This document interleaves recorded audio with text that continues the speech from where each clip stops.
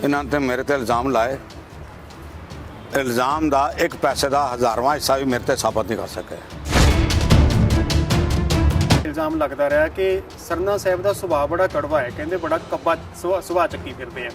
ਜਦੋਂ ਵੀ ਬੋਲਦੇ ਆ ਕਈ ਵਾਰ ਸਿੱਧਾ ਹੀ ਉਹਨਾਂ ਦੇ ਮੂੰਹ ਤੇ ਗਾਲ ਵੀ ਆ ਜਾਂਦੀ ਹੈ। ਕੋਈ ਬਦਲਾਅ ਹੋਇਆ ਇਸ ਵਾਰ? ਹੁਣ ਬਾਦਲਾਂ ਨੂੰ ਚੋਰ ਕਹਿਣਾ ਗਾਲ ਹੈਗੀ ਹੈ ਤੇ ਫਿਰ ਮੈਂ ਮਜਬੂਰ ਹੈਗਾ।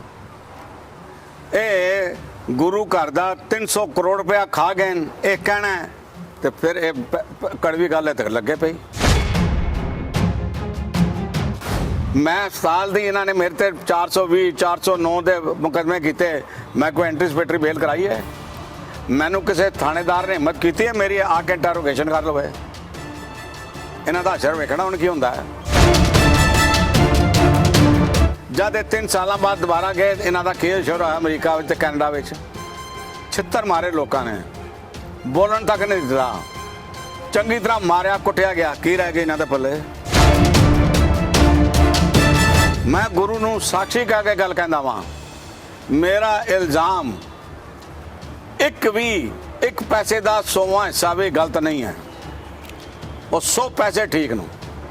ये निरोल झूठ बोलते हैं, निरोल कुफर बोलते हैं। तेरियां फिल्मां मेरे कोल हैगियां, तेरियां फिल्मां मेरे कोल पईयां जिहदे तुसीं हमला कर रहे हो 50 बंदियां दे नाल। उनको जी तू अपने बच्चे दे सिर ते गुरु ग्रंथ साहब दे हजूरी हथ रख के कह सकता तू पैसे की रवादारी नहीं की? तैनू अवतार सिंह आटो पिन ने नहीं कहा भाई मनजीत तू गल चल रहा है, पीछे हट जा।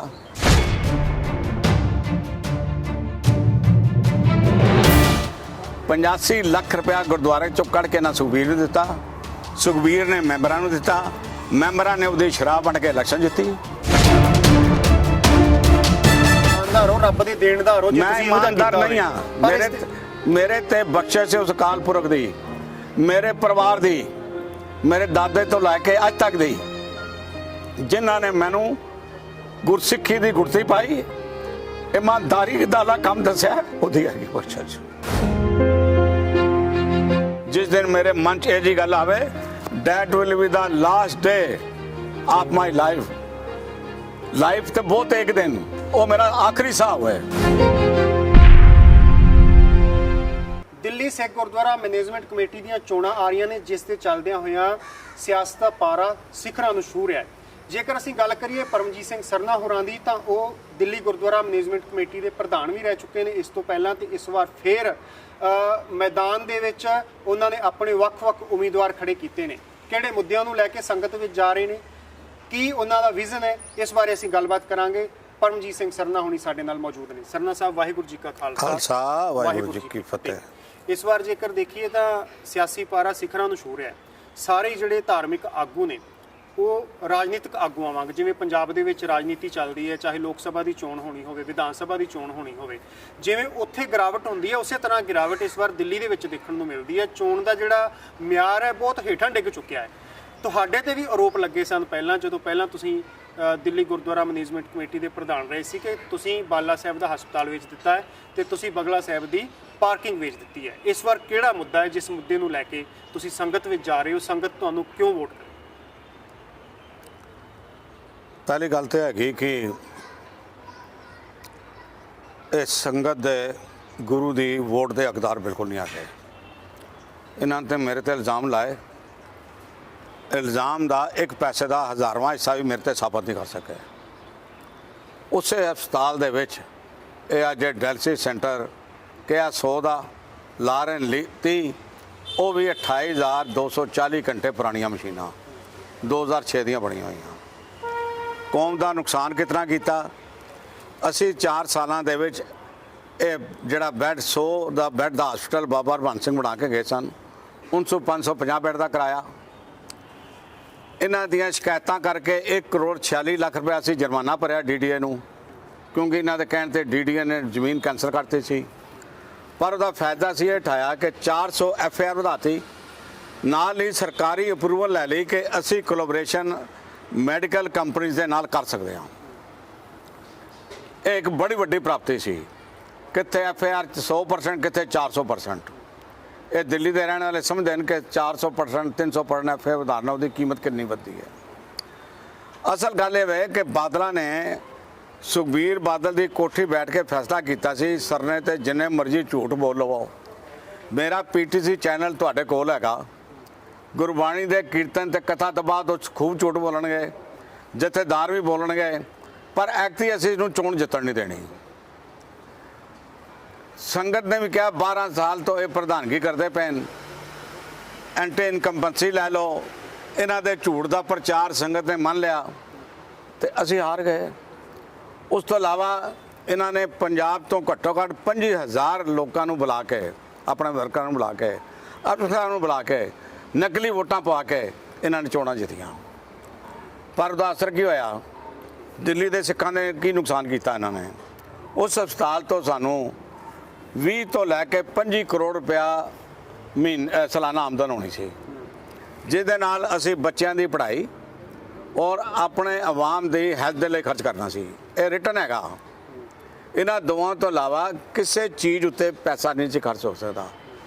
ਸਾਡਾ ਆਵਾਮ, ਸਾਡੇ ਦਿੱਲੀ ਦੀ ਸੰਗਤ, ਦਿੱਲੀ ਦੇ ਹੋਰ ਬਸ਼ਿੰਦੇ ਇਸ ਤੋਂ ਕਿਤਨਾ ਫਾਇਦਾ ਉਠਾਉਂਦੇ ਤੁਸੀਂ ਆਪ ਅੰਦਾਜ਼ਾ ਲਾ ਲਓ। ਸਰਨਾ ਸਾਹਿਬ, ਤੁਸੀਂ ਕਹਿੰਦੇ ਹੋ ਕਿ ਉਹਨਾਂ ਨੇ ਜਾਲੀ ਵੋਟਾਂ ਬਣਾਈਆਂ ਸੀ ਬਹੁਤ ਜ਼ਿਆਦਾ, ਤੇ ਗਲਤ ਤਰੀਕੇ ਨਾਲ ਉਸ ਸਮੇਂ ਉਹਨਾਂ ਨੇ ਤੁਹਾਨੂੰ ਦਿੱਲੀ ਕਮੇਟੀ ਤੋਂ ਪਾਸੇ ਕੀਤਾ ਸੀ।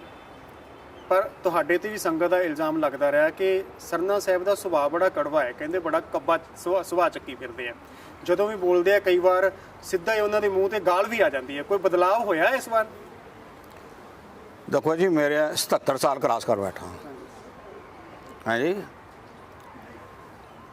ਤੇ ਜਿਹੜਾ ਸੱਚਾ ਬੰਦਾ ਹੈ ਮੈਨੂੰ ਇੱਕ ਗੱਲ ਦੱਸਣ, ਮੈਂ ਆਪਣੀ ਪ੍ਰਧਾਨਗੀ ਦੇ ਦੌਰਾਨ ਸੈਂਕੜੇ ਘੰਟੇ ਲੈਕਚਰ ਕੀਤਾ ਹੋਏਗਾ ਗੁਰਦੁਆਰਾ ਰਕਾਬਗੰਜ ਤੋਂ, ਸੀਸਗੰਜ ਸਾਹਿਬ ਤੋਂ, ਬਾਲਾ ਸਾਹਿਬ ਤੋਂ। ਕੋਈ ਮੇਰੇ ਮੂੰਹ ਦੀ ਗੱਲ ਦੱਸ ਦੇਣ। ਹਾਂਜੀ, ਹੁਣ ਬਾਦਲਾਂ ਨੂੰ ਚੋਰ ਕਹਿਣਾ ਗੱਲ ਹੈਗੀ ਹੈ ਤੇ ਫਿਰ ਮੈਂ ਮਜਬੂਰ ਹੈਗਾ। ਇਹ ਗੁਰੂ ਘਰ ਦਾ 300 ਕਰੋੜ ਰੁਪਇਆ ਖਾ ਗਏ ਨੇ, ਇਹ ਕਹਿਣਾ ਤੇ ਫਿਰ ਇਹ ਕੜਵੀ ਗੱਲ ਹੈ ਤੇ ਲੱਗੇ ਪਈ। ਬਾਕੀ ਇਹ ਦੱਸਣਾ ਕੀ ਹੈਗਾ, ਮੈਂ ਉਹਦਾ ਨਾਂ ਕੀ ਹੈ, ਇਹ ਹੁਣ ਕਿੰਨੀ ਦੇਰ ਇੰਟਰਵਿਊ ਦਿੱਤੇ ਨੇ, ਕਿੰਨੀ ਦੇਰ ਤੋਂ ਅੱਜ ਮੈਨੂੰ ਅਕਾਲੀ ਸਿਆਸਤ ਦੇ ਵਿੱਚ ਅਕਾਲੀ ਦਲ ਦਾ ਸਿਪਾਹੀ ਹੋਣ ਦੇ ਨਾਤੇ ਮੈਨੂੰ 25 ਤੇ 21 46 ਸਾਲ ਹੋ ਗਏ ਨੇ, ਤੇ ਮੈਂ 46 ਸਾਲਾਂ 'ਚ ਮੈਨੂੰ ਕੋਈ ਦੱਸਣ ਨਾ ਮੈਂ ਉਹਨਾਂ ਨਾਲ ਕੀ ਬੁਰਾ ਤੇ ਕੀ ਭਲਾ ਕੀਤਾ, ਮੈਨੂੰ ਦੱਸਣ। ਤੁਹਾਡੀਆਂ ਚੋਰੀਆਂ ਚਕਾਰੀਆਂ ਸੰਗਤਾਂ ਦੇ ਅੱਗੇ ਦੱਸਣਾ ਕੜਵੀ ਗੱਲ ਹੈ ਤੇ ਫਿਰ ਕੜਵੀ ਗੱਲ ਹੈ। ਮੈਨੂੰ ਦੱਸਣ ਮੇਰੇ ਖਿਲਾਫ ਇੱਕ ਪੈਸਾ ਕੋਈ ਰਵਾਦਾਰੀ ਉਹਨਾਂ ਨੇ ਕੱਢੀ ਹੈ, ਦੱਸਣ। ਮੈਂ ਸਾਲ ਦੀ ਇਹਨਾਂ ਨੇ ਮੇਰੇ ਤੇ 420 409 ਦੇ ਮੁਕੱਦਮੇ ਕੀਤੇ, ਮੈਂ ਕੋਈ ਐਂਟੀਸਪੇਟਰੀ ਬੇਲ ਕਰਾਈ ਹੈ? ਮੈਨੂੰ ਕਿਸੇ ਥਾਣੇਦਾਰ ਨੇ ਹਿੰਮਤ ਕੀਤੀ ਹੈ ਮੇਰੀ ਆ ਕੇ ਇੰਟਰੋਗੇਸ਼ਨ ਕਰ ਲਵੇ? ਇਹਨਾਂ ਦਾ ਅਸਰ ਵੇਖਣਾ ਹੁਣ ਕੀ ਹੁੰਦਾ ਹੈ।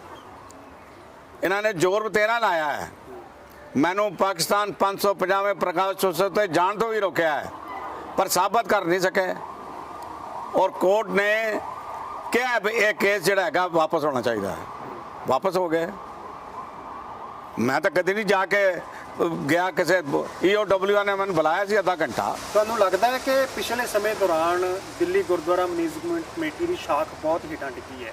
ਇਲਜ਼ਾਮ ਭਾਵੇਂ ਤੁਹਾਡੇ ਤੇ ਵੀ ਲੱਗਦੇ ਰਹੇ, ਇਹਨਾਂ ਵੱਲੋਂ ਲਗਾਏ ਨਹੀਂ, ਮੇਰੇ ਤੇ ਕੀ ਇਲਜ਼ਾਮ? ਉਸ ਤੋਂ ਬਾਅਦ ਵੀ ਪ੍ਰਧਾਨ ਸਾਹਿਬ ਮੈਂ ਆਪਣੀ ਗੱਲ ਪੂਰੀ ਕਰਾਂ, ਮਨਜੀਤ ਸਿੰਘ ਜੀਕੇ ਦੇ ਉੱਪਰ ਵੀ ਘਪਲੇਬਾਜ਼ੀਆਂ ਦੇ ਦੋਸ਼ ਲੱਗੇ, ਜੀਕੇ ਨੇ ਮਨਜਿੰਦਰ ਸਿੰਘ ਸਿਰਸਾ ਦੇ ਉੱਪਰ ਲੱਗੇ, ਪਰ ਇਸ ਸਮੇਂ ਦੌਰਾਨ ਜਿਹੜਾ ਦਿੱਲੀ ਗੁਰਦੁਆਰਾ ਮੈਨੇਜਮੈਂਟ ਕਮੇਟੀ ਹੈ ਉਸ ਦੀ ਜਿਹੜੀ ਸ਼ਾਖ ਹੈ ਬਹੁਤ ਹੇਠਾਂ ਡਿੱਗੀ ਹੈ।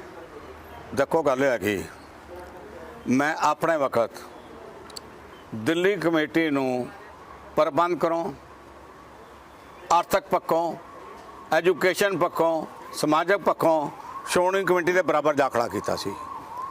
ਇਹ ਗੱਲ ਮੈਂ ਸਾਬਕਾ ਪ੍ਰਧਾਨ ਜਥੇਦਾਰ ਅਵਤਾਰ ਸਿੰਘ ਮੱਕੜ ਨੂੰ ਕਹੀ, ਕਹਿੰਦਾ ਇਹ ਗੱਲ ਅਸੀਂ ਮੰਨਦੇ ਹਾਂ। ਅੱਜ ਦਿੱਲੀ ਕਮੇਟੀ ਦਾ ਨਾਂ ਸਾਡੇ ਬਰਾਬਰ ਹੈਗਾ, ਦੁਨੀਆ 'ਚ ਬਰਾਬਰ ਹੈਗੀ। ਇਹ ਤਾਂ ਇਸ਼ਤਿਹਾਰ ਹੀ ਲਾ ਰਹੇ ਹਨ, ਬਰਾਬਰ ਕੀ ਹੈ। ਜਦ ਇਹ ਸ਼ੁਰੂ ਵਿੱਚ ਅਮਰੀਕਾ ਤੇ ਕੈਨੇਡਾ ਤੇ ਲੰਡਨ ਗਏ, ਇਹਨਾਂ ਦਾ ਸਵਾਗਤ ਹੋਇਆ। ਮੈਨੂੰ ਕਿਸੇ ਬੜੇ ਨੇੜਲੇ ਬੰਦੇ ਨੇ ਕਿਹਾ ਬਈ ਇਹਨਾਂ ਦਾ ਸਵਾਗਤ ਬੜਾ ਹੋਇਆ। ਮੈਂ ਕਿਹਾ ਹਾਲੇ ਇਹ ਮੇਰੀ ਕਮਾਈ ਖਾ ਰਹੇ ਨੇ, 2-3 ਸਾਲਾਂ ਬਾਅਦ ਜਦ ਆਪਣੀ ਕਮਾਈ ਲੈ ਕੇ ਜਾਣਗੇ ਨਾ ਫਿਰ ਦੇਖੀ। ਜਦ ਇਹ 3 ਸਾਲਾਂ ਬਾਅਦ ਦੁਬਾਰਾ ਗਏ, ਇਹਨਾਂ ਦਾ ਕੀ ਸ਼ੁਰੂ ਹੋਇਆ ਅਮਰੀਕਾ ਵਿੱਚ ਤੇ ਕੈਨੇਡਾ ਵਿੱਚ, ਛਿੱਤਰ ਮਾਰੇ ਲੋਕਾਂ ਨੇ, ਬੋਲਣ ਤੱਕ ਨਹੀਂ ਦਿੱਤਾ। ਚੰਗੀ ਤਰ੍ਹਾਂ ਮਾਰਿਆ ਕੁੱਟਿਆ ਗਿਆ, ਕੀ ਰਹਿ ਗਿਆ ਇਹਨਾਂ ਦੇ ਪੱਲੇ? ਇਹਨਾਂ ਦੀ ਕਮਾਈ ਦੇ ਸਾਹਮਣੇ ਆ ਗਈ। ਦੂਸਰੀ ਗੱਲ, ਜਿਹੜਾ ਤੁਸੀਂ ਕਿਹਾ ਹੈ, ਤੁਸੀਂ ਵੀ ਇਲਜ਼ਾਮ ਲਾਉਂਦੇ ਹੋ। ਮੈਂ ਗੁਰੂ ਨੂੰ ਸਾਖੀ ਕਹਿ ਕੇ ਗੱਲ ਕਹਿੰਦਾ ਵਾਂ, ਮੇਰਾ ਇਲਜ਼ਾਮ ਇੱਕ ਪੈਸੇ ਦਾ 100ਵਾਂ ਹਿੱਸਾ ਵੀ ਗਲਤ ਨਹੀਂ ਹੈ। ਉਹ 100 ਪੈਸੇ ਠੀਕ ਨੂੰ। ਇਹ ਨਿਰੋਲ ਝੂਠ ਬੋਲਦੇ ਨੇ, ਨੋਰ ਕੁਫਰ ਬੋਲਦੇ ਨੇ। ਔਰ ਗੁਰੂ ਘਰ ਦੇ ਵਿੱਚ ਪ੍ਰਬੰਧ ਕਰਦੇ ਆਇਆ, ਸ਼੍ਰੋਮਣੀ ਕਮੇਟੀ ਦੇ ਕਾਬਜ ਹੁੰਦੇ ਆ, ਦਿੱਲੀ ਕਮੇਟੀ ਦੇ ਕਾਬਜ ਹੁੰਦੇ ਆ, ਬਗੈਰ ਝੂਠ ਦੇ ਇਹਨਾਂ ਦੇ ਪੱਲੇ ਹੀ ਕੋਈ ਨਹੀਂ। ਕਿਹੜੀ ਗੱਲ ਦਾ ਉਹਨਾਂ ਨੇ ਵੱਡਾ ਝੂਠ ਬੋਲਿਆ? ਤੁਸੀਂ ਕਹਿੰਦੇ ਹੋ ਝੂਠ ਮੈਨੂੰ ਕਹਿ ਰਿਹਾ ਜੀ, ਮੈਂ ਇਹਨਾਂ ਨੂੰ ਕਿਹਾ ਜੀ ਇਹਨਾਂ ਦੇ ਇਲਜ਼ਾਮ ਲੱਗੇ ਨਾ, ਇਹਨੇ ਕਹਿਣ ਕਿਹੜਾ ਇਲਜ਼ਾਮ ਝੂਠਾ ਮੇਰਾ? ਸਣੇ ਮਨਜੀਤ ਸਿੰਘ ਦੇ, ਸਣੇ ਸਰਸੇ ਦੇ, ਸਣੇ ਬਾਕੀ ਮੈਂਬਰਾਂ ਦੇ। ਤੁਸੀਂ ਮਨਜੀਤ ਸਿੰਘ ਜੀਕੇ ਦੀ ਗੱਲ ਕਰਦੇ ਹੋ। ਮਨਜੀਤ ਸਿੰਘ ਜੀਕੇ ਤੇ ਕਹਿੰਦੇ ਆ ਵੀ ਮੈਨੂੰ ਹਰ ਤਰੀਕੇ ਨਾਲ ਮਾਰਨ ਦੀ ਕੋਸ਼ਿਸ਼ ਕੀਤੀ ਗਈ ਵਿਰੋਧੀਆਂ ਦੇ ਵੱਲੋਂ, ਕਿਸੇ ਨੇ ਉਹਨਾਂ ਨੂੰ ਰਾਜਨੀਤਿਕ ਤੌਰ ਤੇ ਮਾਰਨ ਦੀ ਕੋਸ਼ਿਸ਼ ਕੀਤੀ। ਇੱਥੋਂ ਤੱਕ ਉਹਨਾਂ ਨੇ ਕਿਹਾ ਸਰਨਾ ਸਾਹਿਬ ਹੋਣੀ ਤੇ ਇੰਨੇ ਡਰ ਗਏ ਸੀ, ਉਹਨਾਂ ਨੇ ਹਮਲਾ ਹੀ ਕਰਵਾ ਦਿੱਤਾ ਸੀ ਉਹਨਾਂ ਦੇ ਉੱਪਰ। ਝੂਠ ਬੋਲਦਾ ਹੈ, ਕੁਫਰ ਤੋਲਦਾ ਹੈ। ਉਹਨੂੰ ਕਹੋ ਜੀ ਹਮਲਾ ਕਿਉਂ ਹੋਇਆ ਹੈ? ਅਸੀਂ ਅੰਦਰ ਐਗਜ਼ੈਕਟਿਵ ਦੀ ਮੀਟਿੰਗ ਕਰ ਰਹੇ ਹਾਂ, ਤੈਨੂੰ ਜਨਰਲ ਸਕੱਤਰ ਨੇ ਚਿੱਠੀ ਦਿੱਤੀ, ਤੁਸੀਂ ਸਵੇਰੇ ਆਓ। ਦਿੱਲੀ ਕਮੇਟੀ ਦਾ ਵਿਧਾਨ ਕਹਿੰਦਾ without the approval of president nobody can attend the meeting. ਫਿਰ ਮੈਂ ਚਿੱਠੀ ਕਰ ਦਿੱਤੀ। ਇਸ ਮੀਟਿੰਗ ਵਿੱਚ ਸਵਾਏ ਐਗਜ਼ੈਕਟਿਵ ਮੈਂਬਰਾਂ ਦੇ ਕੋਈ ਥਰਡ ਪਰਸਨ ਨਹੀਂ ਮੀਟਿੰਗ ਅਟੈਂਡ ਕਰਾ, ਤੂੰ ਕਿਉਂ ਕਰਨ ਆਇਆ? ਚੌਥੀ ਗੱਲ, ਅਗਰ ਤੂੰ ਮੀਟਿੰਗ ਅਟੈਂਡ ਕਰਨ ਆਇਆ ਹੈ, ਆਪਣੇ ਨਾਲ 50 ਦਿੱਲੀ ਦੇ ਬਦਮਾਸ਼ ਕਿਉਂ ਨਾਲ ਲੈ ਕੇ ਆਇਆ ਹੈ? ਡਾਂਗ ਮਾਰ ਕਿਉਂ ਲੈ ਕੇ ਆਇਆ ਹੈ? ਤੂੰ, ਤੇਰੇ ਰਾਣੇ ਨੇ ਗੁਰਦੁਆਰਾ ਰਕਾਬਗੰਜ ਦੇ ਦਫ਼ਤਰ ਦੇ ਬਾਹਰ ਗੋਲੀਆਂ ਚਲਾਈਆਂ, ਤੁਸੀਂ ਗਮਲੇ ਤੋੜੇ, ਤੁਸੀਂ ਸ਼ੀਸ਼ੇ ਤੋੜੇ। ਜਦ ਤੁਹਾਨੂੰ ਦੋਵਾਂ ਨੇ ਸੰਨਤ ਸਕੱਤਰ ਨੇ ਬੁਲਾਇਆ ਸੀ ਤੇ ਤੁਸੀਂ ਦੋਨੋਂ ਆਂਦੇ ਨਾ। ਤੁਸੀਂ ਮਤਲਬ ਆਪਣੀ ਗੁੰਡਾਗਰਦੀ ਦੱਸਣ ਆਏ ਸੋ, ਬਦਮਾਸ਼ੀ ਦੱਸਣ ਆਏ ਹੋ। ਅਸੀਂ ਫਿਰ ਵੀ ਰੋਕਿਆ, ਪਰ ਜਦ ਇਹਨਾਂ ਨੇ ਸੇਵਾਦਾਰਾਂ ਨੂੰ ਮਾਰਿਆ ਤੇ ਸੇਵਾਦਾਰ ਜਿਹੜੇ ਸਨ, ਉਹ ਸਾਡੇ ਸਿਕਿਉਰਿਟੀ ਦੇ ਸਨ, ਉਹਨਾਂ ਨੇ ਨਹੀਂ ਕੁੱਟ ਖਾਧੀ। ਉਹਨਾਂ ਕਹਿੰਦੇ ਅਸੀਂ ਇਸ ਕੋਲ ਮਾਰ ਨਹੀਂ ਖਾਣੀ। ਤੂੰ ਆਪ ਛੇੜਿਆ। ਸਾਡੀ ਗਲਤੀ ਸਾਡੇ ਕੋਲੇ ਹੋ ਗਈ ਕਿ ਸਾਡੇ ਦੂਸਰੇ ਦਿਨ ਟ੍ਰੈਜਡੀ ਹੋ ਗਈ। ਉਸ ਟ੍ਰੈਜਡੀ ਦਾ ਫਾਇਦਾ ਉਠਾ ਕੇ ਅਸੀਂ ਪ੍ਰੈਸ ਵਿੱਚ ਨਹੀਂ ਜਾ ਸਕੇ ਤੇ ਤੂੰ ਰੌਲਾ ਪਾਣਾ ਸ਼ੁਰੂ ਕਰਤਾ। ਤੇਰੀਆਂ ਫਿਲਮਾਂ ਮੇਰੇ ਕੋਲ ਹੈਗੀਆਂ, ਤੇਰੀਆਂ ਫਿਲਮਾਂ ਮੇਰੇ ਕੋਲ ਪਈਆਂ ਜਿਹਦੇ ਤੁਸੀਂ ਹਮਲਾ ਕਰ ਰਹੇ ਹੋ 50 ਬੰਦਿਆਂ ਦੇ ਨਾਲ। Why you have come to attend the executive meeting with all this 50% 60%?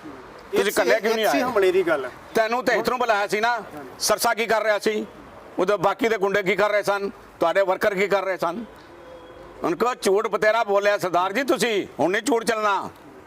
ਤੁਸੀਂ ਤੇ ਕਹਿਤਾ ਸੀ 400 ਬੰਦੇ ਉਹਦੇ ਨਾਲ ਆ ਕੇ ਫਾਲਤੂ ਰੱਖ ਲੈਣ। ਮੈਨੂੰ ਉਸਨੇ ਕਿਹਾ, ਮੈਂ ਕਿਹਾ ਅਬਲ ਤਾਂ ਮੈਂ ਰੱਖੇ ਨਹੀਂ। ਮੈਂ 7 ਇੰਸਟੀਚਿਊਸ਼ਨ ਖੋਲੇ ਨਾ ਆਪਣੇ। 7 ਇੰਸਟੀਚਿਊਸ਼ਨ ਦੇ ਵਿੱਚ ਬੰਦੇ ਭਰਤੀ ਨਹੀਂ ਕਰਨੇ, ਪ੍ਰੋਫੈਸਰ ਭਰਤੀ ਨਹੀਂ ਕਰਨੇ, ਕਲਰਕ ਭਰਤੀ ਨਹੀਂ ਕਰਨੇ, ਹੈਡ ਕਲਰਕ ਭਰਤੀ ਨਹੀਂ ਕਰਨੇ, ਲੈਬ ਅਸਿਸਟੈਂਟ ਭਰਤੀ ਨਹੀਂ ਕਰਨੇ। ਮੈਂ ਕੀਤੇ। ਮੈਂ ਕਿਸੇ ਦੀ ਤਨਖਾਹ ਰੋਕੀ? ਮੈਂ ਕਿਸੇ ਕਾਲਜ ਦੀ, ਕਿਸੇ ਸਕੂਲ ਦੀ, ਕਿਸੇ ਗੁਰਦੁਆਰਾ ਮੁਲਾਜ਼ਮਾਂ ਦੀ ਤਨਖਾਹਾਂ ਰੋਕੀਆਂ? ਪਰ ਕਹਿੰਦੇ ਵੀ ਇੱਕ ਮਿੰਟ ਜੀ, ਹਾਂਜੀ ਮੈਂ ਗੱਲ ਕਰਾਂ। Let me complete. ਹਾਂਜੀ, ਲੈਟ ਮੀ ਕੰਪਲੀਟ। ਫਿਰ ਉਸ ਤੋਂ ਬਾਅਦ ਤੁਸੀਂ 400 ਬੰਦਿਆਂ ਦੇ ਮੈਨੂੰ ਕਹਿੰਦੇ ਵੱਧ ਰੱਖੇ ਨੇ।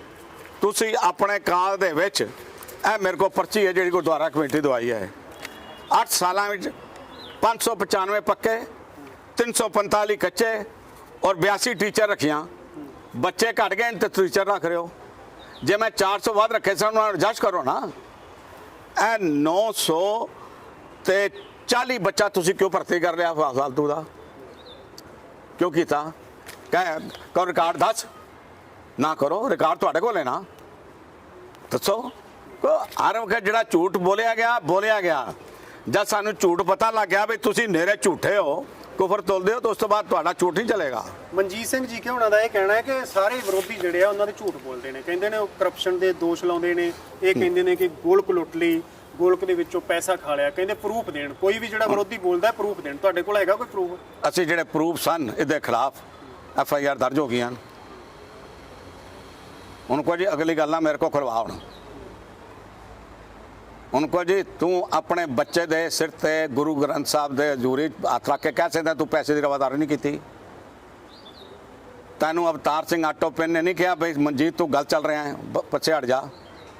तेरे डॉक्टर जसपाल सिंह नाल संबंध क्यों बिगड़े? डॉक्टर जसपाल सिंह ने तैनू होश विच कहा कि मनजीत सिंह तेरे ते इल्ज़ाम लग रहे हैं, तू तो कैश कट रहा है। ਤੁਸੀਂ ਕਿਹਾ ਡਾਕਟਰ ਸਾਹਿਬ ਇਹ ਜੀਆਂ ਬਕਵਾਸ ਕਰਨ ਦੀਆਂ ਗੱਲਾਂ ਠੀਕ ਨਹੀਂ ਆਈਆਂ। ਤੁਸੀਂ ਕਹਿੰਦੇ ਹੋ ਕੈਸ਼ ਕੱਢ ਰਹੇ, ਕਿੱਥੋਂ ਕੈਸ਼ ਕੱਢਦੇ ਸੀ ਉਹ? ਕੈਸ਼ ਕੱਢੇ ਸੀ ਜਿਹੜਾ ਇਹਦਾ ਜਨਰਲ ਮੈਨੇਜਰ ਹੈ ਸੂਬੇਦਾਰ, ਉਸੇ ਮੈਨੂੰ ਕਿਹਾ। ਮੈਂ ਕਿਹਾ ਵੀ ਤੁਸੀਂ ਤੁਹਾਡਾ, ਕਿਉਂਕਿ ਮੈਂ ਆਪਣੇ ਆਪ ਤੇ ਸੋਚਦਾ ਸੀ ਵੀ ਇਤਨਾ ਘਾਟਾ ਕਿਉਂ ਪੈ ਗਿਆ, ਕਿੱਥੋਂ ਪੈ ਗਿਆ। ਉਹ ਫਸ ਗਿਆ ਸੀ, ਉਹ ਮੇਰੇ ਕੋਲ ਆਇਆ ਕਿ ਮੈਨੂੰ ਬਚਾਓ, ਔਰ ਉਹ ਮੁਨਕਰ ਵੀ ਨਹੀਂ ਹੋ ਸਕਦਾ। ਦੋ ਗਵਾਹ ਸਨ ਉਸ ਵਕਤ ਸਾਡੇ ਨਾਲ ਜਦ ਉਸਨੇ ਗੱਲਾਂ ਦਸੀਆਂ। ਇੱਕ ਉਹਨੇ ਕਿਹਾ ਜੀ ਇਹਦਾ ਲੜਕਾ ਆਂਦਾ ਸੀ 2 ਲੱਖ ਦੇ ਦੇ, 4 ਲੱਖ ਦੇ, 5 ਲੱਖ ਦੇ, ਜਿਹਦੀ ਪੁਸ਼ਟੀ ਇੱਕ ਦੇ ਬਹੁਤ ਨਜ਼ਦੀਕੀ ਬੰਦੇ ਨੇ ਕੀਤੀ। ਐਵੇਂ ਸਰਸਾ ਕਰਦੇ ਸੀ।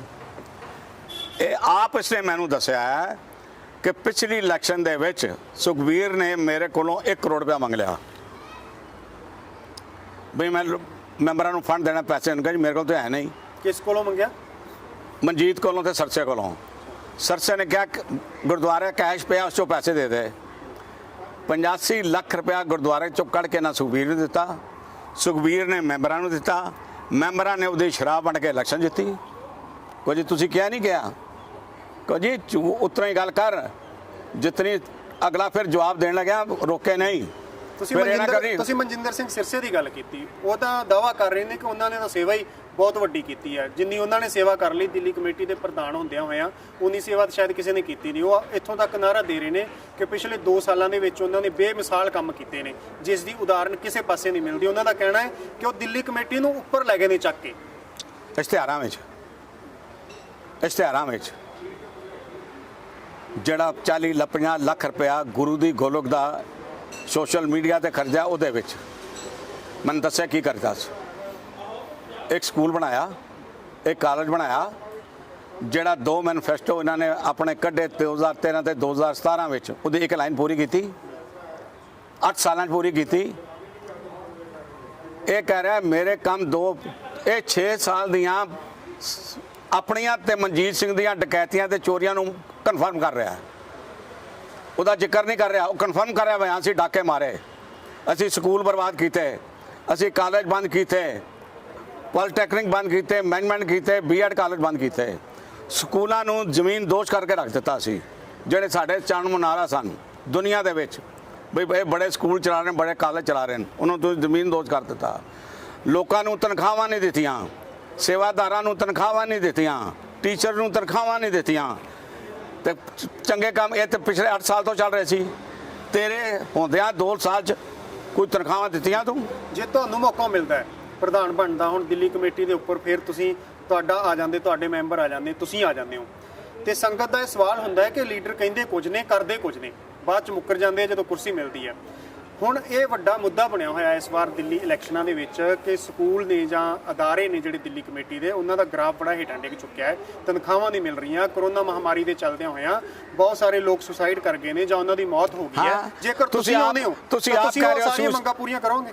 ਤੁਸੀਂ ਆਪ ਕਹਿ ਰਹੇ ਹੋ ਵੀ ਇਹਨਾਂ ਦੇ ਪ੍ਰਬੰਧਕੀ ਕਾਲ ਵਿੱਚ ਸਕੂਲ ਟੀਚਰ ਸੁਸਾਈਡ ਕਰ ਗਏ, ਪੈਸੇ ਖੜੋ ਮਰ ਗਏ, ਡੈਥ ਹੋ ਗਈਆਂ, ਇਹਨਾਂ ਦਾ ਕੌਣ ਜ਼ਿੰਮੇਵਾਰ ਹੈ? ਮੈਂ ਜਦ 1995 ਦੇ ਵਿੱਚ ਪ੍ਰਧਾਨ ਬਣਿਆ ਸੀ, ਮੇਰੇ ਨਾਲ ਜਨਰਲ ਸਕੱਤਰ ਡਾਕਟਰ ਜਸਪਾਲ ਸਿੰਘ ਸੀ। ਸਾਨੂੰ ਕੁੱਲ 3 ਕਰੋੜ ਰੁਪਏ ਦਾ ਐਫਡੀ ਮਿਲੀ ਸੀ। ਅਸੀਂ ਪਹਿਲੇ ਸਾਲ 3 ਕਰੋੜ ਨੂੰ 9 ਕਰੋੜ ਕੀਤਾ। ਖਾਲਸਾ ਕਾਲਜ ਵਿੱਚ ਸੰਤ ਹਰਚੰਦ ਸਿੰਘ ਲੋਂਗੋਵਾਲ ਕੰਪਲੈਕਸ ਬਣਾਇਆ, ਗੁਰੂ ਗੋਬਿੰਦ ਸਿੰਘ ਕਾਲਜ ਦੀ ਸ਼ੁਰੂਆਤ ਕੀਤੀ, ਮਾਤਾ ਸੁੰਦਰੀ ਕਾਲਜ ਨੂੰ ਅੱਗੇ ਲੈ ਕੇ ਗਏ, ਸਕੂਲ ਜਿਹੜੇ ਸਨ ਉਹਨਾਂ ਨੂੰ ਠੀਕ ਕੀਤਾ।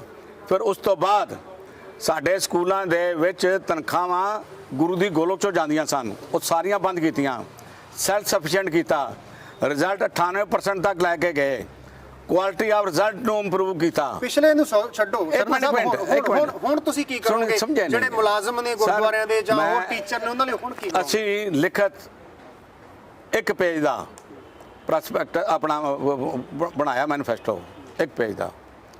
ਉਸ ਵਿੱਚੋਂ ਕੋਈ ਸਿਆਰੀ ਬਿਆਰੀ ਅਗਰ ਪੂਰੀ ਨਹੀਂ ਹੋਏਗੀ, ਅਗਲੀਆਂ ਚੋਣਾਂ ਨਹੀਂ ਲੜਾਂਗੇ। ਇਹ ਜਿਹੜੇ ਘਾਟੇ ਦੱਸ ਰਹੇ ਨਾ, ਇਹ ਘਾਟੇ ਰਹਿਣਗੇ ਹੀ ਨਹੀਂ। ਇਹ ਸਕੂਲਾਂ ਦਾ ਮਿਆਰ ਉੱਪਰ ਤੱਕ ਜਾਏਗਾ। ਸਰਨਾ ਸਾਹਿਬ ਕੈਮਰੇ ਦੇ ਸਾਹਮਣੇ ਬੋਲ ਰਹੇ ਹੋ ਤੁਸੀਂ, ਹਾਜ਼ਰ ਨਾਜ਼ਰ ਮਹਾਰਾਜ ਨੂੰ ਜਾਣ ਕੇ ਬੋਲ ਰਹੇ ਹੋ। ਇੱਕ ਮੇਰੀ ਗੱਲ ਸੁਣ ਲਓ, ਮੇਰੇ ਵਾਸਤੇ ਗੁਰੂ ਮਹਾਰਾਜ ਅਕਾਲ ਪੁਰਖ ਹਰ ਵਕਤ ਹਾਜ਼ਰ ਨਾਜ਼ਰ ਹੈ। ਇਹ ਕੈਮਰਾ ਹੈ ਜਾਂ ਨਹੀਂ ਹੈ?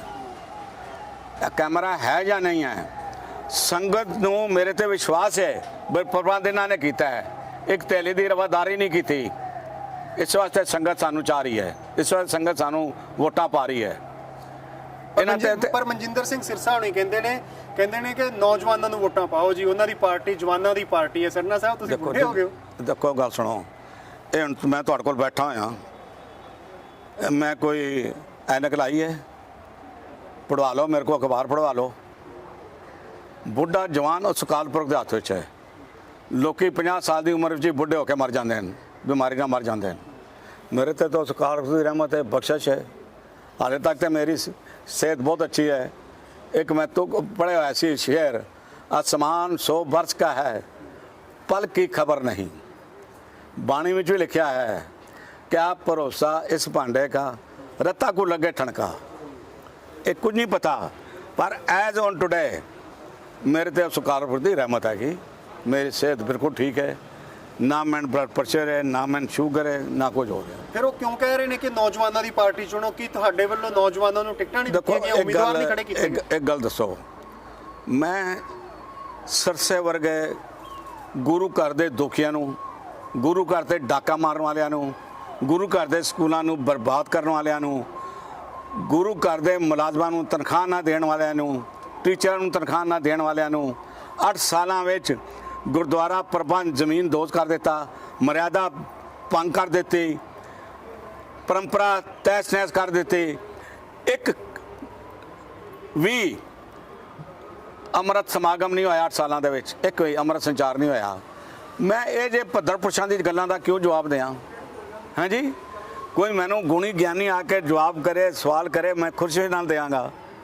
ਮੈਂ ਜਿਹੜੇ ਚੋਰ ਲੁਟੇਰੇ ਡਾਕੂ, ਹਾਂਜੀ, ਕੌਮ ਨੂੰ ਬਰਬਾਦ ਕਰਨ ਵਾਲੇ, ਸਿੱਖੀ ਨੂੰ ਬਰਬਾਦ ਕਰਨ ਵਾਲੇ, ਗੁਰੂ ਗ੍ਰੰਥ ਸਾਹਿਬ ਦੀ ਬੇਅਦਬੀ ਕਰਨ ਵਾਲੇ, ਗੁਰੂ ਗ੍ਰੰਥ ਸਾਹਿਬ ਨੂੰ ਵਾਘਾ 'ਚੋਂ ਆਪਣੀ ਬੱਸ 'ਚੋਂ ਉਤਾਰ ਕੇ ਉਹਦੀ ਬੇਅਦਬੀ ਕਰਨ ਵਾਲੇ, ਇਹਨਾਂ ਨੂੰ ਪੁੱਛੋ ਤੁਸੀਂ 2015 ਤੋਂ ਬਾਅਦ ਗੁਰੂ ਗ੍ਰੰਥ ਸਾਹਿਬ ਦੀ ਹੋਈ ਬੇਅਦਬੀ ਦਾ ਇੱਕ ਵਾਰ ਵਿਰੋਧ ਕੀਤਾ? ਉਲਟਾ ਤੂੰ 100 ਬੰਦਾ ਲੈ ਕੇ ਚਲਾ ਗਿਆ ਗਿਆਨੀ ਗੁਰਬਚਨ ਸਿੰਘ ਕੋਲ, ਬਈ ਤੁਸੀਂ ਡੇਰਾ ਸਾਹਿਬ ਨੂੰ ਮਾਫ ਕਰਤਾ ਹੈ ਤੇ ਇਸ ਵਾਸਤੇ ਤੁਹਾਨੂੰ ਅਸੀਂ ਵਧਾਈ ਦੇਣ ਆਏ ਹਾਂ, ਸਾਡੀਆਂ ਵੋਟਾਂ 50 ਲੱਖ ਵੱਧ ਗਈਆਂ, ਤੁਹਾਨੂੰ ਬਾਦਲ ਸਾਹਿਬ ਦੁਬਾਰਾ ਰਾਜ ਕਰਨਗੇ। ਇਹ ਤੇਰਾ ਕਿਰਦਾਰ ਹੈ? ਤੂੰ 84 ਦੀ ਗੱਲਾਂ ਕਰਦਾ ਹੈ। ਮੇਰੇ ਕੋਲ ਕੱਲ 1999 'ਚ ਤਰਲੋਚਨ ਸਿੰਘ ਰਹਿੰਦੇ ਨੇ ਕਰਨਾਲ 'ਚ, ਉਹਨਾਂ ਨੇ ਮੈਨੂੰ ਦੀ ਫੋਟੋ ਭੇਜੀ ਹੈ, ਭਜਨ ਲਾਲ ਉਹਨਾਂ ਦੇ ਘਰ ਆਇਆ ਹੋਇਆ ਹੈ, ਸਰਸਾ ਵਿੱਚ ਬੈਠਾ ਹੋਇਆ ਹੈ। ਕਹਿੰਦਾ ਇਹ 84 ਤੋਂ ਬਾਅਦ 99 'ਚ ਭਜਨ ਲਾਲ ਘੁੰਮਦਾ ਪਿਆ, ਸਾਡੇ ਘਰ ਆਇਆ ਤੇ ਇਹ 84 ਦੀਆਂ ਗੱਲਾਂ ਕਰਦਾ ਪਿਆ। ਸਰਨਾ ਸਾਹਿਬ ਤੁਸੀਂ ਕਹਿੰਦੇ ਹੋ ਕਿ ਚੋਰ ਲੁਟੇਰੇ ਡਾਕੂ ਇਹ ਸ਼ਬਦ ਵਰਤ ਲਏ ਉਹਨਾਂ ਲਈ, ਆਪਣੇ ਵਿਰੋਧੀਆਂ ਲਈ। ਸਾਰੇ ਲੀਡਰ ਜਿਹੜੇ ਨੇ ਉਹ ਇੱਕ ਦੂਜੇ ਨੂੰ ਚੋਰ ਦੱਸ ਰਹੇ ਨੇ। ਇੱਥੋਂ ਤੱਕ ਜਦੋਂ ਸੰਗਤ 'ਚ ਜਾਂਦੇ ਆ ਨਾ, ਸੰਗਤ ਨੂੰ ਜਦੋਂ ਕਹਿੰਦੇ ਆ ਵੀ ਤੁਸੀਂ ਕਿਹਨਾਂ ਨੂੰ ਵੋਟ ਪਾ ਰਹੇ ਹੋ, ਕਿਹਨਾਂ ਨੂੰ ਲਿਆ ਰਹੇ ਹੋ, ਪਿਛਲੇ ਸਮੇਂ ਨੂੰ ਦੇਖਦੇ ਹੋਇਆ ਸੰਗਤ ਨੇ ਇੱਕ ਮੁਹਾਵਰਾ ਬਣਾ ਲਿਆ ਹੈ। ਸੰਗਤ ਕਹਿੰਦੀ ਹੈ ਜੀ ਜਿਹਨੂੰ ਮਰਜ਼ੀ ਵੋਟ ਪਾ ਦਿਓ, ਸਾਰਿਆਂ ਨੇ ਗੋਲਕਾਂ ਹੀ ਲੁੱਟਣੀਆਂ। ਤੁਸੀਂ ਕਹਿ ਰਹੇ ਹੋ ਕਿ ਉਹ ਡਾਕੂ ਨੇ, ਉਹ ਤੁਹਾਨੂੰ ਕਹੀ ਜਾਂਦੇ ਨੇ, ਕੋਈ ਉਹਨਾਂ ਨੂੰ ਕਹੀ ਜਾਂਦਾ। ਇੱਕ ਗੱਲ ਸੁਣੋ ਜੀ, ਸੰਗਤ ਵੀ ਜਾਣਦੀ ਹੈਗੀ, ਤੁਸੀਂ ਕਿਹਨਾਂ ਨੂੰ ਮਿਲੇ ਹੋ? ਉਹਨਾਂ ਨੂੰ ਮਿਲੇ ਹੋਵੋਗੇ ਜਿਹੜੇ ਇਹਨਾਂ ਦੇ ਵਾਸਤੇ ਗੁਰੂ ਘਰ ਤੋਂ ਝੂਠ ਬੋਲਦੇ ਨੇ, ਉਹ ਕਹਿ ਦਿੰਦੇ ਹੋਣਗੇ। ਮੈਂ ਤਾਂ ਇਹ ਕਹਿ ਰਿਹਾ,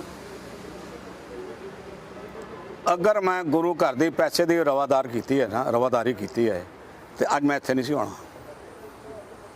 ਮੈਂ ਰਵਾਦਾਰੀ ਜ਼ਿੰਦਗੀ ਦੇ ਵਿੱਚ ਕਿਸੇ ਆਪਣੇ ਵਪਾਰੀ ਨਾਲ ਨਹੀਂ ਕੀਤੀ, ਸਰਕਾਰ ਨਾਲ ਨਹੀਂ ਕੀਤੀ, ਔਰ ਆਪਣੇ ਕਿਸੇ ਰਿਸ਼ਤੇਦਾਰ ਨਾਲ ਨਹੀਂ ਕੀਤੀ, ਕਿਸੇ ਮਿਲਣ ਵਾਲੇ ਨਹੀਂ ਕੀਤੀ। ਜੇ ਮੈਂ ਰਵਾਦਾਰੀ ਕਰਦਾ ਸਰਕਾਰ ਦੀ ਵੀ ਕਰਦਾ ਨਾ, ਇਹ ਮੇਰਾ ਮਕਾਨ ਸੋਨੇ ਦੀ ਇੱਟਾਂ ਦਾ ਹੁੰਦਾ। ਤੁਸੀਂ ਕਹਿੰਦੇ ਹੋ ਕਿ ਤੁਸੀਂ ਇਮਾਨਦਾਰ ਹੋ, ਰੱਬ ਦੇ ਦੇਣਦਾਰ ਹੋ। ਜੇ ਮੈਂ ਇਮਾਨਦਾਰ ਨਹੀਂ ਹਾਂ। ਮੇਰੇ ਤੇ ਬਖਸ਼ਿਸ਼ ਉਸ ਅਕਾਲ ਪੁਰਖ ਦੀ, ਮੇਰੇ ਪਰਿਵਾਰ ਦੀ, ਮੇਰੇ ਦਾਦੇ ਤੋਂ ਲੈ ਕੇ ਅੱਜ ਤੱਕ ਦੀ, ਜਿਨ੍ਹਾਂ ਨੇ ਮੈਨੂੰ ਗੁਰਸਿੱਖੀ ਦੀ ਗੁੜਤੀ ਪਾਈ, ਇਮਾਨਦਾਰੀ ਦਾ ਕੰਮ ਦੱਸਿਆ, ਉਹਦੀ ਹੈਗੀ ਬਖਸ਼ਿਸ਼। ਮੈਂ ਕਿਸੇ ਦਾ ਸਾਨ ਨਹੀਂ ਹੈ, ਇਹ ਮੇਰਾ ਆਪਣਾ ਜੀਵਨ ਹੈ। ਮੈਂ ਜਦ ਗੁਰੂ ਦੀ ਗੋਦ ਵਿੱਚ ਜਾਵਾਂਗਾ ਤੇ ਫਿਰ ਉਹਦਾ ਨਾਂ ਕੀ ਹੈ, ਮੈਂ ਸੁਰਖਰੂ ਹੋ ਕੇ ਜਾਵਾਂਗਾ। ਇਹ ਲੈ ਕੇ ਨਹੀਂ ਜਾ, ਇਲਜ਼ਾਮ ਲੈ ਕੇ ਨਹੀਂ ਜਾਵਾਂਗਾ, ਦੂਸ਼ਣ ਲੈ ਕੇ ਨਹੀਂ ਜਾਵਾਂਗਾ। ਨਾ ਮੈਂ ਕਿਸੇ ਦੇ ਦੂਸ਼ਣ ਲਾਏ, ਅੱਜ ਤੱਕ ਨਹੀਂ ਲਾਏ। ਜਿੰਨੇ ਲਾਏ ਠੀਕ ਲਾਏ, ਜੋ ਇਹਨਾਂ ਕੀਤਾ ਉਹ ਲਾਏ। ਮੇਰੇ ਤਾਂ ਕੋਈ ਨਹੀਂ ਹੈਗਾ, ਬਿਲਕੁਲ ਨਹੀਂ ਹਾਂ। ਅੱਜ ਤੱਕ ਮੈਂ ਪਾਕ ਸਾਫ ਹਾਂ।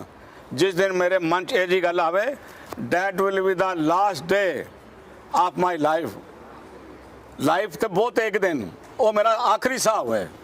ਸਰਨਾ ਸਾਹਿਬ, ਗੁਰਸਿੱਖੀ ਦੀ ਗੱਲ ਕਰੀਏ, ਅੱਜ ਕੱਲ੍ਹ ਸੰਗਤ ਇਹ ਵੀ ਸਵਾਲ ਉਠਾਉਂਦੀ ਹੈ ਕਿ ਜਿਹੜੇ ਲੀਡਰ ਨੇ ਉਹਨਾਂ ਦੇ ਆਪਣੇ ਘਰਾਂ ਦੇ ਵਿੱਚ ਗੁਰਸਿੱਖੀ ਨਹੀਂ ਹੁੰਦੀ। ਉਹਨਾਂ ਨੂੰ ਇਹ ਤਾਂ ਚਾਹਤ ਹੁੰਦੀ ਹੈ ਵੀ ਉਹ ਗੁਰੂ ਘਰ ਦੀ ਜਿਹੜੀ ਕੁਰਸੀ ਹੈ, ਪ੍ਰਧਾਨਗੀ ਦੀ ਕੁਰਸੀ ਹੈ, ਚੌਧਰਦਾਰੀ ਹੈ, ਉਹ ਮਿਲ ਜੇ ਉਹਨਾਂ ਨੂੰ, ਪਰ ਉਹਨਾਂ ਦੇ ਆਪਣੇ ਪਰਿਵਾਰਾਂ ਦੇ ਵਿੱਚ ਗੁਰਸਿੱਖੀ ਨਹੀਂ ਹੁੰਦੀ। ਉਹਨਾਂ ਦੇ ਘਰਾਂ ਦੇ ਵਿੱਚ ਸ਼ਰਾਬਾਂ ਪੀਤੀਆਂ ਜਾਂਦੀਆਂ ਨੇ, ਉਹਨਾਂ ਦੇ ਘਰਾਂ ਦੇ ਵਿੱਚ ਪਤਿਤਪੁਣਾ ਹੈ, ਉਹ ਪੰਜਾਬੀ ਨਹੀਂ ਬੋਲਦੇ।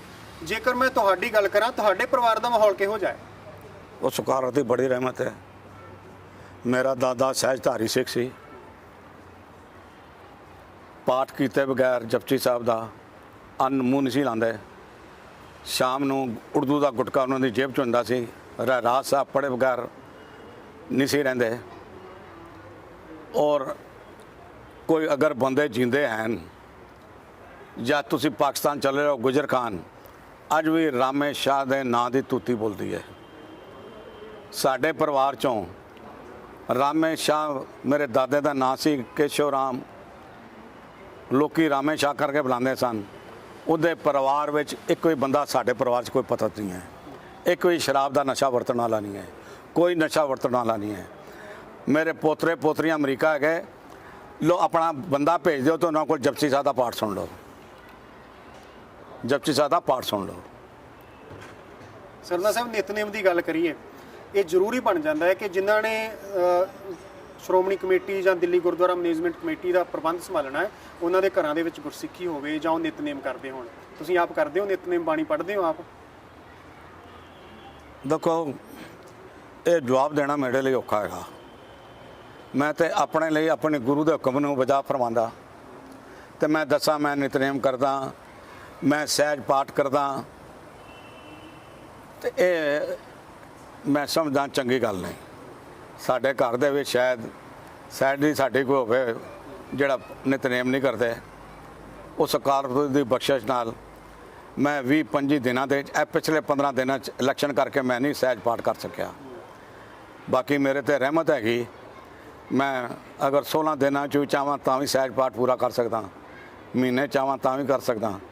ਮੈਂ 40-50 ਪੰਨੇ ਰੋਜ਼ ਦੇ ਔਰ 110 ਪੰਨੇ ਤੱਕ ਮੈਂ ਪਾਠ ਮੇਰੇ ਤੇ ਬਖਸ਼ਿਸ਼ ਹੈ ਉਸ ਅਕਾਲ ਪੁਰਖ ਦੀ, ਮੈਂ ਕਰ ਸਕਦਾ। ਆਖਰੀ ਸਵਾਲ ਹੁਣ ਮਨਜਿੰਦਰ ਸਿੰਘ ਸਰਸਾ ਹੋਣਾ ਦੀ ਗੱਲ ਕਰੀਏ ਤਾਂ ਉਹ ਇਸ ਮੌਕੇ ਤੇ ਕਹਿ ਰਹੇ ਨੇ ਕਿ ਉਹਨਾਂ ਨੇ ਬਹੁਤ ਵੱਡੀ ਸੇਵਾ ਕੀਤੀ ਆ। ਵਾਟ ਅਬਾਊਟ ਦਾ ਬੈਲੈਂਸ 21 ਮਹੀਨੇ ਤੁਸੀਂ ਕੀ ਕੀਤਾ ਦਿੱਲੀ ਕਮੇਟੀ ਲਈ? ਤੁਸੀਂ ਇਹ ਕੀਤਾ 550ਵਾਂ ਪ੍ਰਕਾਸ਼ ਉਤਸਵ ਆ ਰਿਹਾ ਤੇ ਤੁਸੀਂ ਸਭ ਤੋਂ ਪਹਿਲੇ ਪਾਲਕੀ ਰੋਕ ਲਈ, ਬੱਸ ਨਹੀਂ ਜਾਣ ਦੇਣੀ, ਗੁਰੂ ਮਹਾਰਾਜ ਨੂੰ ਉਤਾਰਿਆ ਤੇ ਗੁਰੂ ਮਹਾਰਾਜ ਲੋਕੀ ਆਪਣੇ ਸਿਰ ਤੇ ਰੱਖ ਕੇ ਗਏ। ਤੂੰ ਨਹੀਂ ਕੀਤੀ। ਲਾਹੌਰ ਤੋਂ ਸਪੈਸ਼ਲ ਬੱਸ ਗੱਡੀ ਆਈ, ਉਹਨਾਂ ਕਹਾ ਜੀ ਨਵੀਂ ਗੱਡੀ ਭੇਜੀ ਹੈ ਕਿਉਂਕਿ ਤੁਹਾਡਾ ਗੁਰੂ ਤੰਬਾਕੂ ਤੋਂ ਪਰਹੇਜ਼ ਕਰਦਾ ਹੈ, ਅਸੀਂ ਨਵੀਂ ਗੱਡੀ ਭੇਜ ਰਹੇ ਹਾਂ। ਤੁਹਾਡੇ ਨਾਲ ਤਾਂ ਮੁਸਲਮਾਨ ਚੰਗੇ। ਨਹੀਂ, ਇਹ ਤਾਂ ਕਹਿ ਰਹੇ ਨੇ ਕਿ ਹੁਣ ਕਰੋਨਾ ਮਹਾਮਾਰੀ ਦੇ ਦੌਰਾਨ ਇੱਕ ਮਿੰਟ ਲੈਟ ਮੀ ਫਿਨਿਸ਼। ਤੂੰ ਉਸ ਤੋਂ ਪਹਿਲੇ ਕੀ ਕੀਤਾ ਜੀ? ਕਰੋਨਾ ਹੋਣਾ ਆਇਆ, ਉਸ ਤੋਂ ਬਾਅਦ ਕੀ ਹੈ? ਤੂੰ ਗੁਰੂ ਨਾਨਕ ਸਾਹਿਬ ਦੇ ਪ੍ਰਕਾਸ਼ ਉਤਸਵ ਦਾ ਕੀਰਤਨ 500 ਰਾਗੀ ਸਿੰਘਾਂ ਨਾਲ ਇੰਡੀਆ ਗੇਟ 'ਚ ਕਰਾਇਆ ਆਪਣੀ ਸ਼ੋਭਾ ਬਣਨ ਵਾਸਤੇ, ਔਰ ਜੁੱਤੀਆਂ ਪਵਾ ਕੇ ਕੀਰਤਨ ਸੁਣਿਆ ਲੋਕਾਂ ਨੇ। ਇਸ ਬਗੈਰ ਗੁਰੂ ਦੇ ਕੋਈ ਸਿੱਖਾਂ ਦਾ ਪ੍ਰੋਗਰਾਮ ਹੋਇਆ ਤਾਂ ਮੈਨੂੰ ਦੱਸ ਦਿਓ। ਸਾਇਨ ਦੇ ਟਾਈਮ 'ਚ ਇੱਕ ਸਵਾਲ ਹੋਰ ਜੁੜ ਗਿਆ। ਮੇਰਾ ਧਿਆਨ ਦਿਓ ਸਰ, ਇਹਦੇ ਨਾਲ ਹੀ ਮਿਲਦਾ ਜੁਲਦਾ ਸਵਾਲ ਹੈ, ਜ਼ਰੂਰ ਮੈਂ ਕਹਿ ਰਹੀ ਪਹਿਲੇ ਲੈਟ ਮੀ ਕੰਪਲੀਟ। ਸਿੱਖਾਂ ਦਾ ਕੋਈ ਕਾਰਜ ਬਗੈਰ ਗੁਰੂ ਦੇ ਹੁੰਦਾ ਹੈ? ਤੁਹਾਡਾ ਆਨੰਦ ਕਾਰਜ ਗੁਰੂ ਨਾਲ ਹੋਇਆ, ਮੇਰਾ ਆਨੰਦ ਕਾਰਜ ਭਾਵੇਂ ਮੈਂ ਗਰੀਬ ਸੀ ਅਮੀਰ ਸੀ, ਗੁਰੂ ਆਇਆ ਮੇਰੇ ਕਾਰਜ 'ਚ। ਤੇ ਗੁਰੂ ਨਾਨਕ ਸਾਹਿਬ ਦਾ ਪ੍ਰਕਾਸ਼ ਉਤਸਵ ਸਾਡੇ 500 ਸਾਲਾ ਹੋਵੇ ਤੇ ਗੁਰੂ ਹਾਜ਼ਰ ਹੀ ਨਹੀਂ ਹੈ। ਤੁਸੀਂ ਕਹਿ ਰਹੇ ਹੋ ਗੁਰੂ ਹਾਜ਼ਰ ਨਹੀਂ, ਲੋਕਾਂ ਨੇ ਜੁੱਤੀਆਂ ਪਾ ਕੇ ਲੋਕਾਂ ਨੇ ਕੀਰਤਨ ਸੁਣਿਆ। ਨਾਲ ਇੱਕ ਸ਼ਬਦ ਤੁਸੀਂ ਪਹਿਲਾਂ ਵਰਤਿਆ ਸੀ ਕਿ ਇਹਨਾਂ ਨੇ ਸਿੱਖ ਪਰੰਪਰਾਵਾਂ ਦਾ ਘਾਣ ਕੀਤਾ। ਕਿਹੜੀਆਂ ਪਰੰਪਰਾਵਾਂ ਇਹ ਆ ਗਈਆਂ? ਪਰੰਪਰਾ ਇਹਨੂੰ ਇਹ ਪੁੱਛੋ ਤੁਸੀਂ ਕਿਹੜਾ ਕੰਮ ਮਰਿਆਦਾ ਤੇ ਪਰੰਪਰਾ ਅਨੁਸਾਰ ਕੀਤਾ ਹੈ? ਕਿਹੜਾ ਕੰਮ? ਇੱਕ ਕੰਮ ਦੱਸ ਦੇਣ। ਮਰਿਆਦਾ ਔਰ ਪਰੰਪਰਾ ਅਨੁਸਾਰ ਕਿਹੜਾ ਕੰਮ ਇੱਕ ਕੀਤਾ ਹੈ? ਇੱਕ ਦੱਸੋ, ਦੱਸਣ ਨਾ। ਉਹ ਦੱਸ ਰਹੇ ਨੇ, ਉਹ ਤਾਂ ਕਹਿੰਦੇ ਨੇ ਜੀ ਲੰਗਰ ਲਾਏ ਅਸੀਂ ਲੋਕਾਂ ਦੇ ਘਰਾਂ ਤੱਕ ਲੰਗਰ ਪਹੁੰਚਾ ਰਹੇ ਹਾਂ ਕਰੋਨਾ ਮਹਾਮਾਰੀ ਦੇ ਦੌਰਾਨ। ਇਹ ਪਰੰਪਰਾ ਸੀ ਗੁਰੂ ਨਾਨਕ ਸਾਹਿਬ ਨੇ ਸ਼ੁਰੂ ਕੀਤੀ ਸੀ। ਗੁਰੂ ਨਾਨਕ ਸਾਹਿਬ ਦੇ ਇਹ ਆ ਗਈ, ਇੱਕ ਹੋਰ ਮਨਮਤ ਆ ਗਈ, ਇੱਕ ਹੋਰ ਮਰਿਆਦਾ ਭੰਗ ਹੋ ਗਈ। ਗੁਰੂ ਨਾਨਕ ਸਾਹਿਬ ਨੇ ਲੰਗਰ ਸ਼ੁਰੂਆਤ ਕੀਤੀ 20 ਰੁਪਏ ਤੋਂ। ਗੁਰੂ ਅਮਰਦਾਸ ਜੀ ਨੇ ਪੂਰਨ ਰੂਪ ਚਲਾਇਆ ਤੇ ਅਕਬਰ ਵਰਗਾ ਬਾਦਸ਼ਾਹ ਵੀ ਆਇਆ ਤੇ ਉਹਨੇ ਕਿਹਾ ਜੀ ਪਹਿਲੇ ਪੰਗਤ ਪਿੱਛੇ ਸੰਗਤ। ਇਹੀ ਸੀ। ਇਹਨਾਂ ਨੂੰ ਪੁੱਛੋ ਤੁਸੀਂ 6 ਮਹੀਨੇ ਰਕਾਬਗੰਜ ਸਾਹਿਬ, ਬੰਗਲਾ ਸਾਹਿਬ, ਸੀਸਗੰਜ ਸਾਹਿਬ, ਹੋਰ ਧਾਸੇ ਗੁਰਦੁਆਰਿਆਂ 'ਚ ਲੰਗਰ ਚਲਾਇਆ। 20 ਬੰਦੇ ਆਉਂਦੇ ਖਾਣ ਨੂੰ, 50 ਬੰਦੇ ਆਉਂਦੇ ਖਾਣ ਨੂੰ, 100 ਬੰਦਾ ਆਉਂਦਾ ਖਾਣ ਨੂੰ, 1000 ਬੰਦਾ ਆਉਂਦਾ ਖਾਣ ਨੂੰ, ਤੁਹਾਡੇ ਲੰਗਰ ਚਲਿਆ। ਤੁਸੀਂ ਟੈਂਪੂਆਂ ਦੇ ਵਿੱਚ ਲੰਗਰ ਭਰ ਕੇ ਕਿੱਥੇ ਦਿੱਤੇ? ਜਿੱਥੇ ਅਫਸਰਾਂ ਨੇ ਕਿਹਾ ਇੱਥੇ ਪਹੁੰਚਾ ਦੇ। ਜਿੱਥੇ ਇਹਨਾਂ ਨੇ ਆਪਣੀ ਚੋਣ ਲੜਨੀ ਸੀ MLA ਦੀ, ਕਾਰਪੋਰੇਸ਼ਨ ਦੀ, ਇਹਨਾਂ ਨੇ ਉੱਥੇ ਪਹੁੰਚਾਇਆ। ਕਈਆਂ ਦੀ ਜਨਾਨੀ ਕਾਰਪੋਰੇਸ਼ਨ ਦੀ ਮੈਂਬਰ, ਕਈ ਆਪ ਮੈਂਬਰ, ਉਹਨਾਂ ਨੇ ਉੱਥੇ ਪਹੁੰਚਾਇਆ। ਸੰਗਤ ਵਾਸਤੇ ਨਹੀਂ ਪਹੁੰਚਾਇਆ। ਸੰਗਤ ਇਤਰਾਜ਼ ਕਰਦੇ ਰਹੀ ਹੈ। ਮੈਂ ਦਿੱਲੀ ਦੀਆਂ 100 ਫੈਮਲੀਆਂ ਗਣਾ ਦੇਣਾ ਜਿਨ੍ਹਾਂ ਨੇ ਕਰੋਨਾ ਸ਼ੁਰੂ ਦੇ ਉੱਤੇ ਲੋਕਾਂ ਦੇ ਘਰਾਂ 'ਚ ਰਾਸ਼ਨ ਪਹੁੰਚਾਏ, ਲੰਗਰ ਬਣਾ ਕੇ ਪਹੁੰਚਾਇਆ। 5000 ਲੋਕਾਂ ਦਾ ਲੰਗਰ ਰੋਜ਼ ਸਾਡੇ ਵਰਕਰ ਬਣਾ ਕੇ ਵੰਡਦੇ ਸਨ।